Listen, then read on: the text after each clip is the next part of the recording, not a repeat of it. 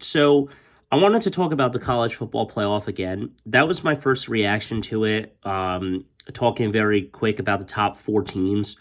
But ultimately, in this video, I just want to talk about the teams that I'm looking at. Now, I know strength of schedule is a big factor in college football playoff committee rules, but in AP ranking, that doesn't matter as much. It matters about your quality of like the eye test and actually seeing like, are you actually a good team and can you be good? And the answer is these teams for the college football playoff look a little wonkadoo for me because the Notre Dame win that Ohio State had, and I'm not trying to jab Ohio State fully, guys. I don't want to be biased as a Michigan fan. It's just that the way that they won in that game was not skill to me. It was luck. No one is saying that that's a skill win, in my opinion, because of the fact that it was a lucky win that you won on the last play of the game. Then you go into Penn State environment, and again, you get lucky because they took too much time off the clock to even get a chance to come back and win in that game, and you barely won against 8 points. Then you play Wisconsin and you throw 3 interceptions and they couldn't capitalize on those 3 picks. But nonetheless, you got 3 turnovers in that game. Your offense scores 24-10, and that's the end of the game. The problem here for me is that you're playing okay, but as a team, I don't see those wins being that great. Because even though Penn State is looking out of the top 10 right now at 11, and Notre Dame is looking out of the is a top 15 team, whereas the AP says Penn State right now is 9 and Notre Dame is 12. The problem with that is right now those wins are okay, but at the same time, you got to look at other teams. Florida State, I'm not saying they're bad, but they did struggle against a rival. But let's face it, the rival games they're always going to play tough against a rival. Whether it's the NFL where the Jets play tough against the Patriots and vice versa, with the Patriots playing tough against the Jets, or whether it's the Giants and the Eagles going at it, or some team along the lines of that, they're always going to have a game along the lines of that. Except for Michigan, Ohio State, where it's been a blowout, vice versa, for the last couple of years. But maybe we'll get a close game. Maybe we won't. Maybe we'll get a blowout game. And obviously, I don't really want to see that. But the way I see Ohio State is the way I see USC. USC has no defense. Ohio State doesn't really have a great offense right now. They're not succeeding with their offense. But then you look at the wins with, like, Michigan as a team if you take strength of schedule out of it. They're being dominant all season long. They're allowing less than 20 points a game, where the only scores that they gave up was 7 points all season. And I think the only double-digit game they gave up was against Minnesota, with it being 52-10. And then they scored another 52 points the next week. They scored 52 unanswered against Indiana, which was crazy.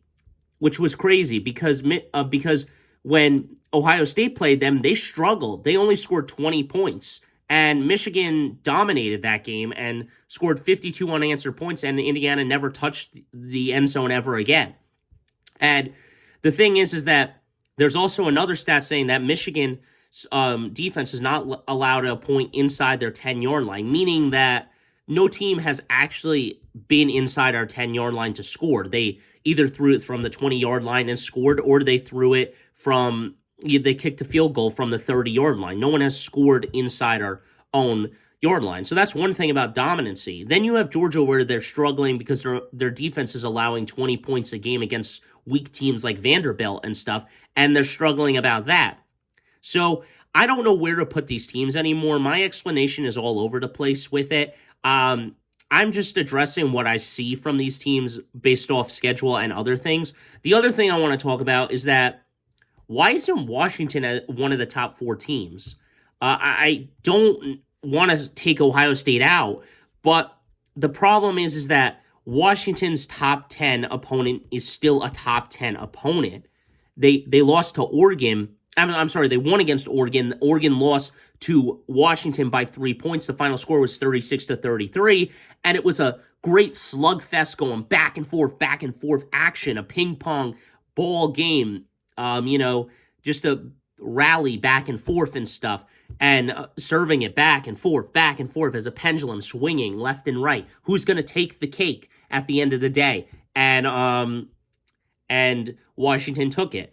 So I don't know why Washington is sitting out right now. I think Washington looks like a real deal team. I mean, yes, they did struggle against Stanford and they barely won that game. They won 42-33. But at the end of the day, they look like a pretty solid team because they don't seem like they have a lot of struggles on their offensive side of the ball.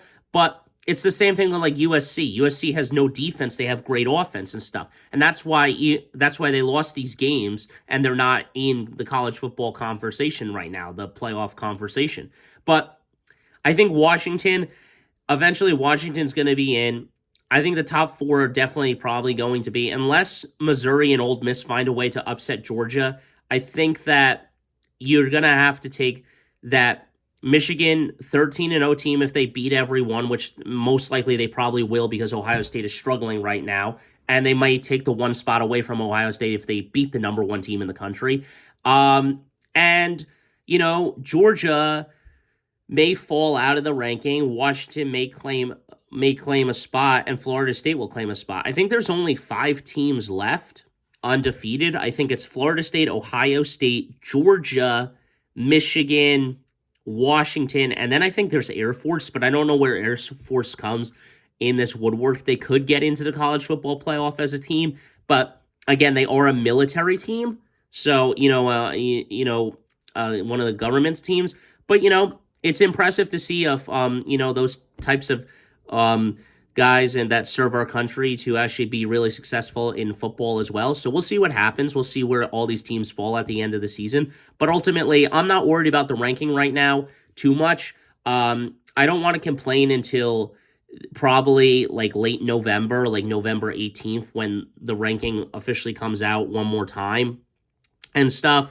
And then November 25th, the ranking probably won't come out because they'll wait until December 4th on Sunday or whatever, or Saturday after the college football playoff is done, or I'm sorry, the conference championship stuff is done. But at the end of the day, I'm not going to worry until like the last 2 weeks of the season. I'm just going to focus on my Michigan boys and hope that they can continue their hot streak, beat Purdue, worry about Penn State, beat them, then go to Maryland, get their 1,000th win if they can do that, play Ohio State, beat them, and go to the Big Ten championship and get their three-peat on, and then go to the college football playoff and try to win a national championship and go to the Rose Bowl, win that, then go to the national championship, win that, and then everyone can shut up and Michigan can be 15-0 and be the number one team in the country. But it is what it is. Let me know your thoughts down below, guys. That's all I got for you.